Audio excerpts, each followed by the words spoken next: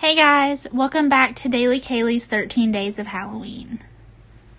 Today's episode is all about Charles Manson. Now, there is somewhat of a large misconception about Charles Manson. A lot of people think that he went out and murdered a bunch of people, and that's why he is considered a serial killer.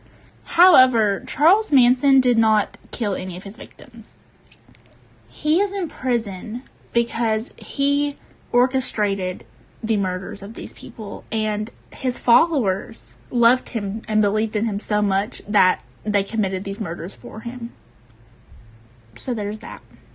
Charles Manson was born November 12th, 1934. And one thing that I really want to reiterate for you, he is dead, okay? He died November 19th, 2017. However, Ted Cruz recently went on a huge tangent about the security of the voting system that we have in America, and basically said that he's afraid that Charles Manson will be allowed to vote in prison. Obviously, he was just using Charles Manson as like an example of what could happen, but he's dead. Ted Cruz doesn't know that, but now you do. It's all that matters. In July and August of 1969, his followers committed 9 murders for him. It was believed at this time that he was intending to start a race war, but Charles says that's not the case.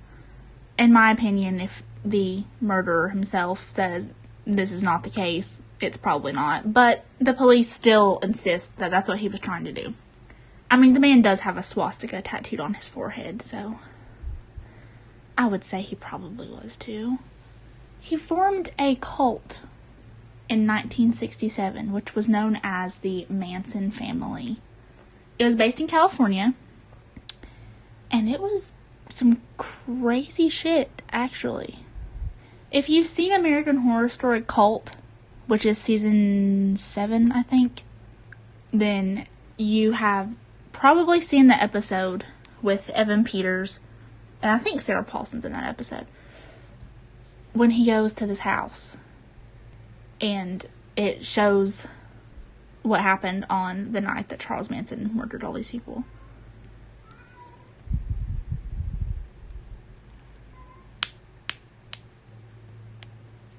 Before his first murder, he had spent over half of his life in correctional facilities. And actually, when he began gathering people for his cult, he was actually a singer and a songwriter in Los Angeles. And he actually wrote a song for the Beach Boys that they did record. The Los Angeles district attorney said that Charles Manson was obsessed with the Beatles, especially with their 1968 album, which was called The Beatles. Manson said that he was guided by his interpretation of the Beatles' song lyrics. And he used the term helter-skelter to describe the impending race war that he was trying to start. At trial, the prosecution submitted that Charles Manson and his followers believed that his murders would help begin the race war in Los Angeles, even though, once again, he insisted that was not true. Charles Manson, the whole persona that the media has given to him is that he's crazy and violent and gory, and he's just like this insane, crazy, insane, intense person. We'll obviously never know that, but I think that is why there's such like a huge mass interest in Charles Manson. Everyone thinks he's cool as shit because he's crazy. Recordings of songs that he wrote have been released, and various popular musicians have covered some of his songs, so that just adds to the interest in Charles Manson. He was originally sentenced to death, but they overruled it and gave him the possibility of parole. However, he served his life sentence at California State Prison, and he actually died in 2017 at the age of 83, so he never went up for parole.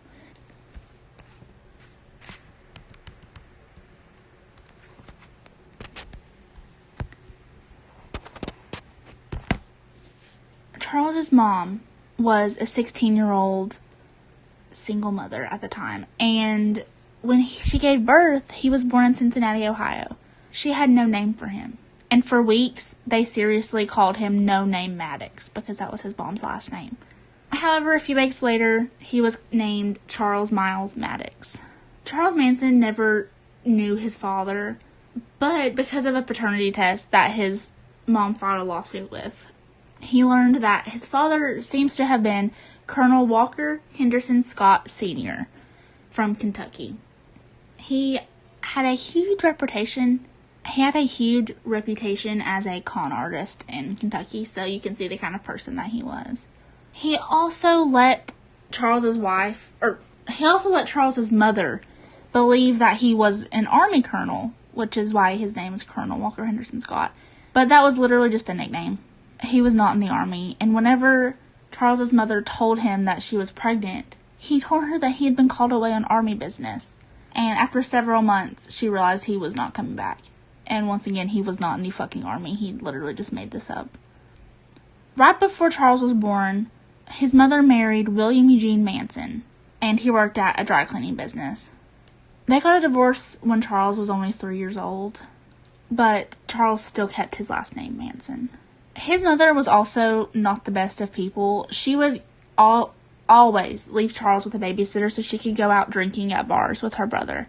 And in 1939, when Charles was not even 5 years old yet, his mother, Kathleen, and her brother were arrested for assault and robbery, and they were sentenced to 5 and 10 years of prison.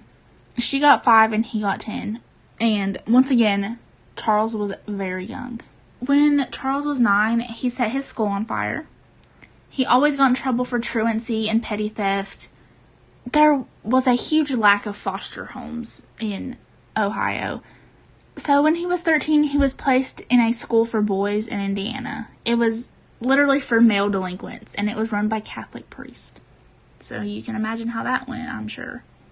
It was extremely strict, and they would be punished for the simplest things with a wooden paddle or a leather strap. They would literally beat them for the smallest infraction. Manson eventually ran away from school, and he would sleep in the woods or under bridges, just anywhere that he could find shelter. In 1947, when he was 13, he ran home to his mom, and he spent Christmas that year with his aunt and uncle. His mother took him back to the school, and 10 months later, he ran away to Indianapolis. He didn't have any family or friends in Indianapolis. He literally just wanted to get the hell out of that school. In 1948, in Indianapolis, Charles committed his first crime by robbing a grocery store. At first, he was only going into the store to get something to eat. And obviously he would have to steal the food because he had no money. However, he found a cigar box, which had just over $100, and he took the money.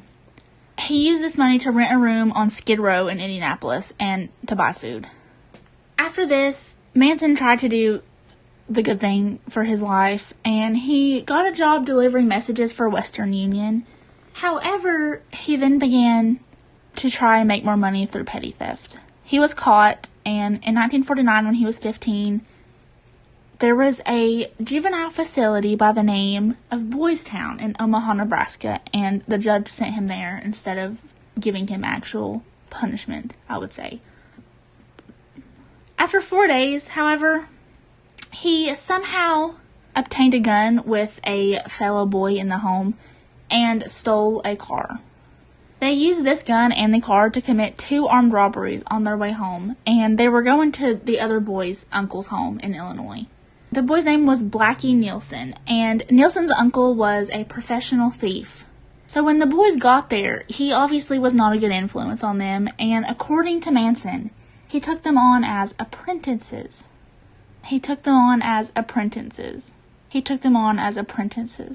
According to Manson, he took them under his wing.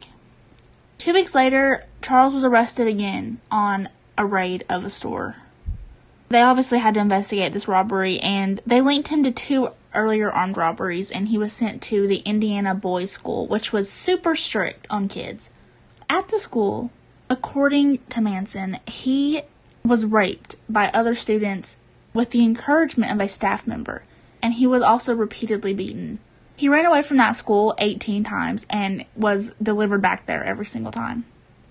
While at the school, Manson came up with this self-defense tactic that he calls the insane game. Basically, what it is that when he could not defend himself physically, he would scream and grimace and wave his arms just to convince the other people that he was insane. After he had obviously failed to escape the school 18 times, he escaped with 2 other boys in February of 1951. They were arrested in Utah because they were robbing gas stations while attempting to drive to California in stolen cars. It's a federal crime of driving a stolen car across state lines, if you didn't know. Manson didn't know that, but it is, and he was charged with this felony, and then he was sent to Washington, D.C.'s National Training School for Boys. They gave him an aptitude test when he arrived, and it determined that he was illiterate, but he had an above-average IQ of 109. His caseworker deemed him aggressively antisocial.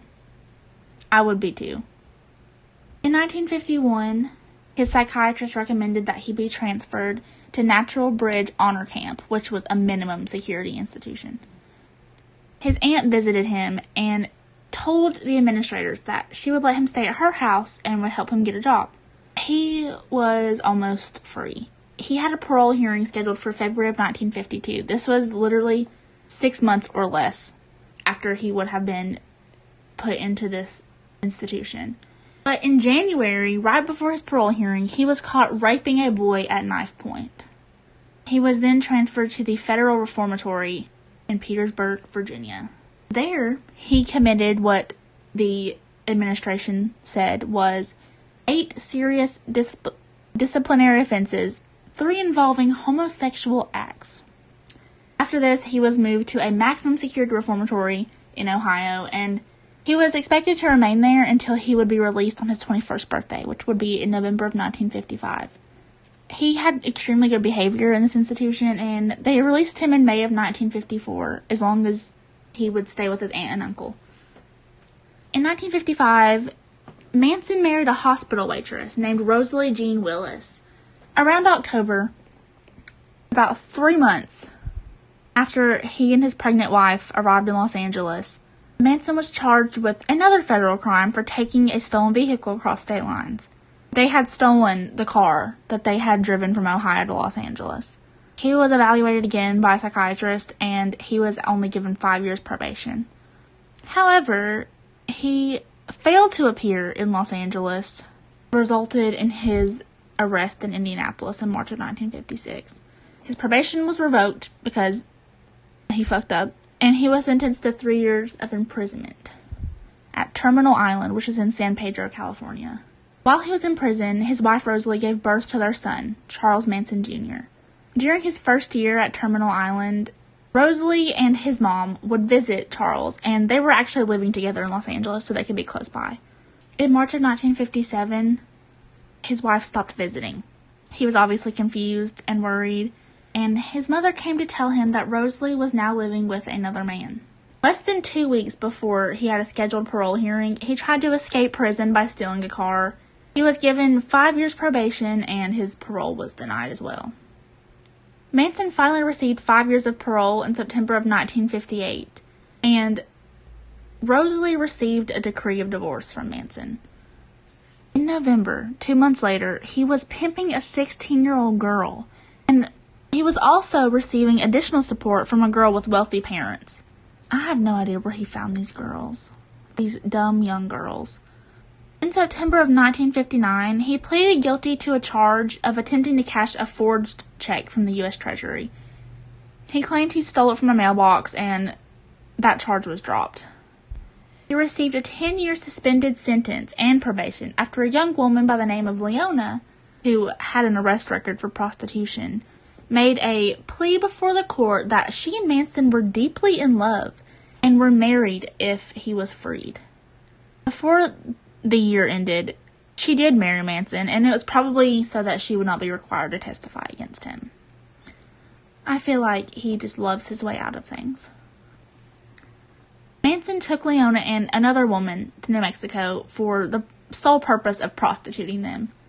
However, this resulted in him being held in question for violating the Mann Act. If you don't know what the Mann Act is, it's also called the White Slave Traffic Act. he was trafficking these women to New Mexico is essentially what the court put on him. He was released, however, and Manson just knew that the investigation was not over. He was correct. He disappeared, which was in violation of his probation, and a bench warrant was issued. An indictment for the violation of the Mann Act followed in 1960. One woman was arrested for prostitution, and then Manson was arrested in June in Laredo, Texas, and was transferred back to Los Angeles. This was a violation of his probation because of the check cashing charge, and he was ordered to serve his 10-year sentence. He spent an entire year trying to appeal the revocation of his probation, and it was unsuccessful, of course. In July of 1961, he was transferred from the Los Angeles County Jail to the United States Penitentiary at McNeil Island in Washington. While he was at McNeil Island, he took guitar lessons from a gang member by the name of Alvin Creepy Karpus. And from another inmate, he got the contact name of someone at Universal Studios. His mom got a job working as a waitress in Washington so that she could be closer to him and she could come visit him. The Mann Act charge was dropped because there just wasn't enough evidence. But the attempt to cash the treasury check was still a federal offense, so he stayed in prison. I don't know if you guys know this, but each year in prison, for most cases, you have a review annually of good behavior, bad behavior, how you've improved, shit like that. Well, on his annual review in 1961, there was a note that said he had a tremendous drive to call attention to himself. This was on his chart for 4 years after this, every single year of his review.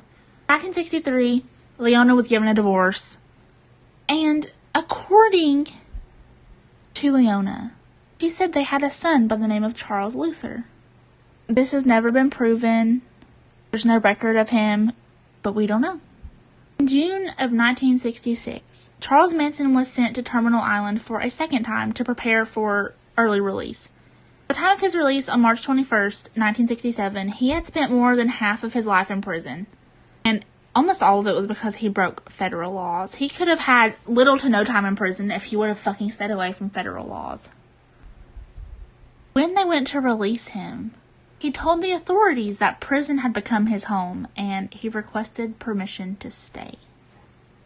After he was discharged from prison in 1967, this is when he began attracting a group of followers, and they were mostly young women from California. The members of his group were later referred to as the Manson family, and they were made up of Charles Tex Watson, who was a musician, Barbara Basoli, who was a porn star and a former musician, Mary Bruner, who was a librarian, Susan Atkins, Linda Kasabian, Tricia Krenwinkel, and Leslie Van Houten. Charles Manson was a white supremacist. And he believed that the black people in America would step up and kill all the white people besides Manson and his Manson family. However, he says they were not intelligent enough to survive on their own, and they would need a white man to lead him, so they would serve Charles as their master. Which makes no fucking sense. So, once again, like I said earlier, he refers to this impending race war as Helter Skelter. It's like a code name. It makes no sense, I know. In early August 1969, Manson started encouraging his followers to start Helter Skelter by committing murders in Los Angeles and making it appear to be racially motivated. The Manson family gained national notoriety because of the murder of actress Sharon Tate and 4 others in her home on August 8th and 9th of 1969.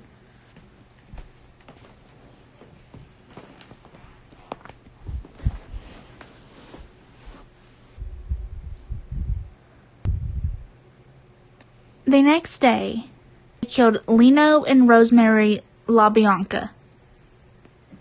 Tex Watson and 3 other members of the family executed the Tate LaBianca murders, allegedly under Manson's instruction. At the trial, they accepted that he obviously never expressly ordered for the murders, but that his behavior constituted a conviction of first-degree murder and conspiracy to commit murder. There was lots of evidence that Charles was obsessed with inciting a race war. The Manson family members were also responsible for other assaults, thefts, crimes, and the attempted assassination of President Gerald Ford.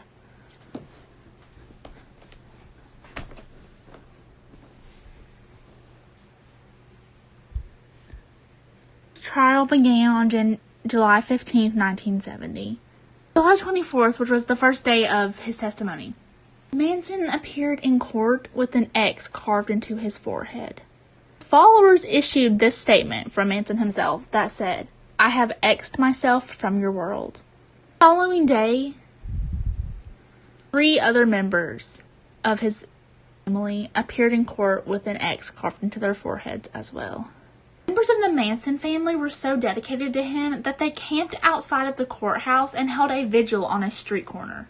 As they were not allowed in the courtroom because they were being extremely disruptive. You can imagine.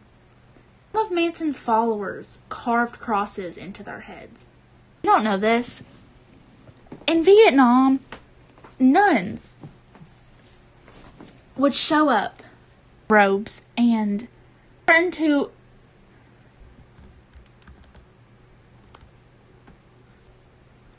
You don't know this? In Vietnam, nuns would appear at protests dressed in robes and threaten to sacrifice themselves as they were protesting the war. During the trial, members of the Manson family recreated this. They would appear in robes and threaten to sacrifice themselves if Charles was convicted.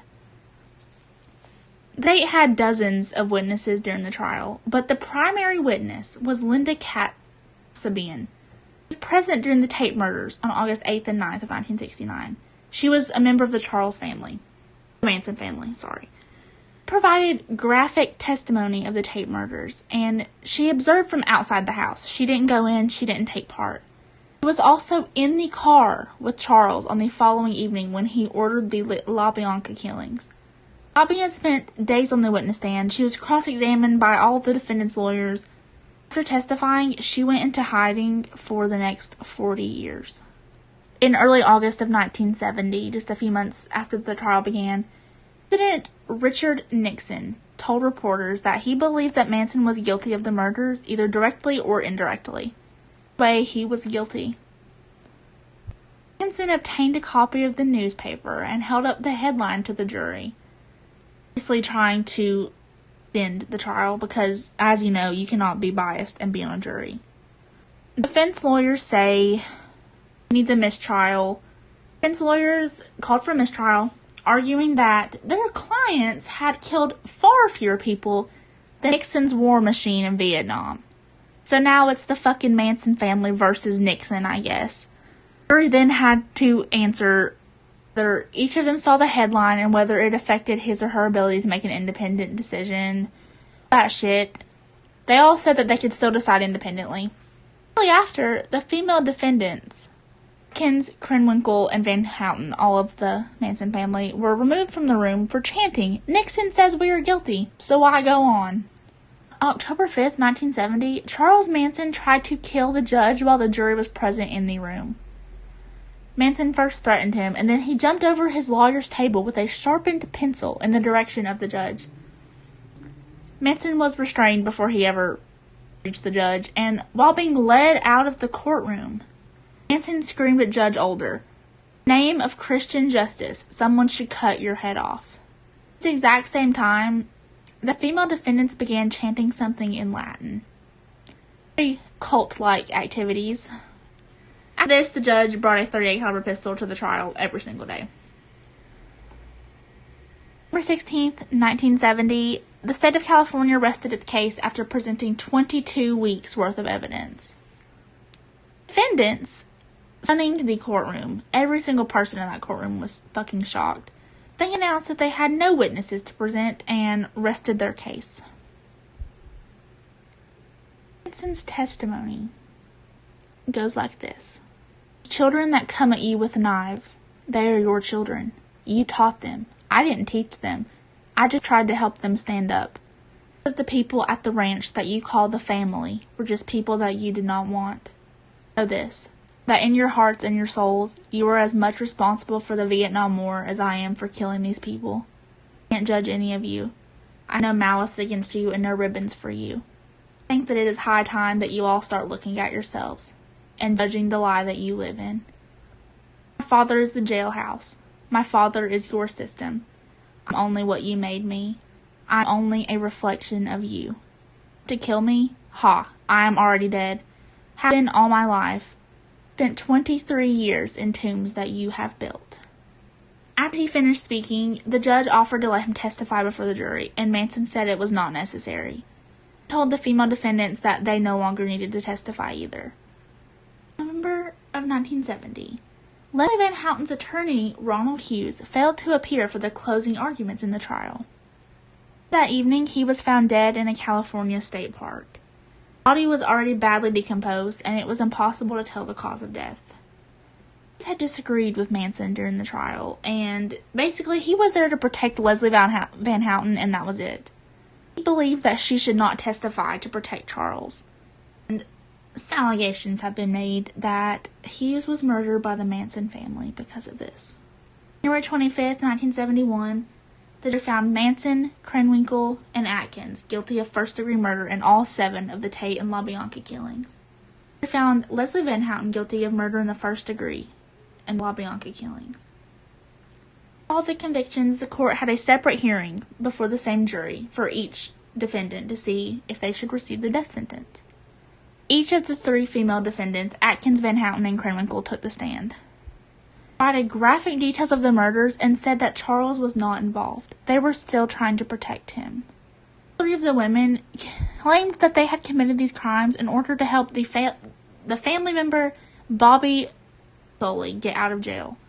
Testified that they were intended to be copycat crimes, similar to the murder that Bobby was held for. 3 of the women said that they did this under the direction of Linda Cosbian, who was the prime witness against Charles Manson, and they did not express any remorse for the killings.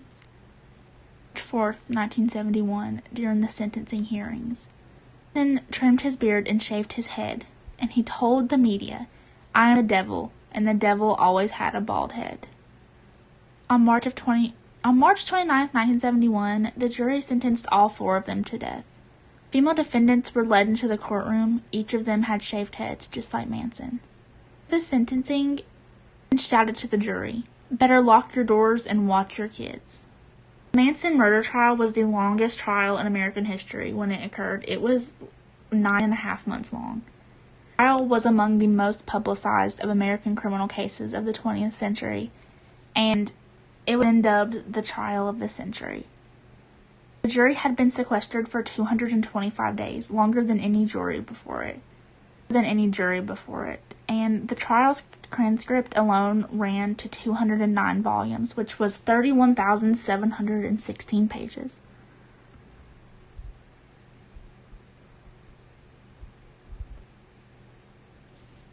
On September 5th, 2007, while I was incarcerated, Today's Show was an interview called The Mind of Manson.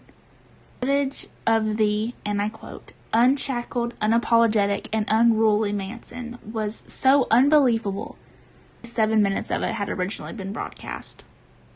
In 2010, the Los Angeles Times reported that Charles Manson was caught with a cell phone in 2009 and contacted people in California, New Jersey, Florida, and British Columbia.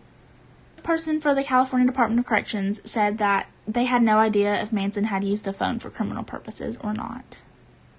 He also recorded an album of acoustic pop songs, additional production by Henry Rollins, and he titled the album Completion. 5 copies were made. 2 of them belong to Rollins, and the other 3 are still with Charles. It has still been unreleased. Charles died from cardiac arrest and respiratory failure with colon cancer on January 1st, 2017. People stated that they had intentions to claim Manson's estate and his body. Them was Charles Manson's grandson, Jason Freeman. The other one was his pen pal, Michael Channels. Channels claimed to have a will dated February 14th, 2002, in which Charles Manson left his entire estate and his body to Channels. However, Manson's friend Ben Gorecki claimed to have a will dated January 2017, gives the estate and body to Matthew Roberts, who was an alleged son of Manson. In 2012, CNN ran a DNA match to see if Freeman and Roberts were related to each other, and found out that they were not, so he was not his real grandson. However, in March 12, 2018, the Kern County Superior Court in California decided in favor of Freeman, and they gave him his body. And Freeman had Manson cremated on March 20th, 2018. That is the end of Charles Manson. Even though he is dead, he will always have such a strong influence on pop culture today, the media, on any future serial killers or cult leaders out there. You always remember Charles Manson. You always remember this episode as well. Stay tuned, because right after this, you're going to hear the next episode in the 13 Days of Halloween series about Elizabeth Bathory. Stay tuned, guys. I love you.